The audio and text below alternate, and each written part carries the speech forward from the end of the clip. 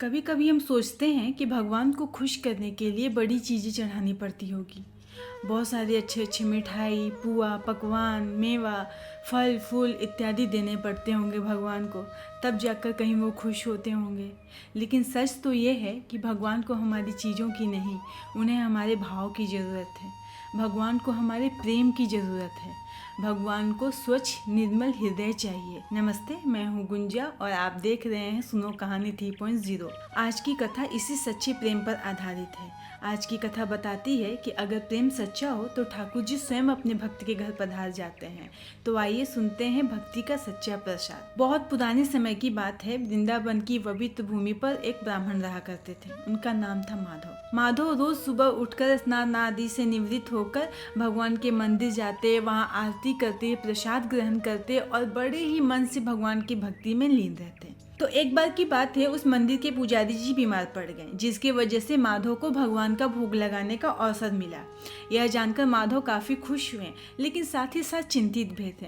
चिंतित इस बात से थे कि उनके पास कुछ था ही नहीं भगवान को भोग लगाने के लिए। माधव सोच रहे थे कि मेरे पास तो कुछ भी नहीं है, सिर्फ ये चावल है, क्या यही भगवान को भोग लगाऊं? ये सोचकर वो अपने घर गए और उसी चावल से खिचड़ी बनाई और उसमें तुलसी दल लगाकर बड़े ही प्रेम से भगवान को भोग लगाया। और भोग लगाते हुए वे रो पड़े और कहने लगे कि हे प्रभु, मेरे पास आपको देने के लिए कुछ नहीं है, बस ये प्रेम है, इसे ही स्वीकार कर लो। जब माधव रो रहे थे, उसी वक्त मंदिर में एक बहुत ही सुरीली बांसुरी की ध्वनि गूंजी। माधव ने जब आंखें खोली तो देखा भगवान स्वयं खिचड़ी खा रहे हैं। भगवान ने माधव से कहा कि माधव, मुझे कुछ नहीं चाहिए, सिर्फ तुम्हारा प्रेम चाहिए।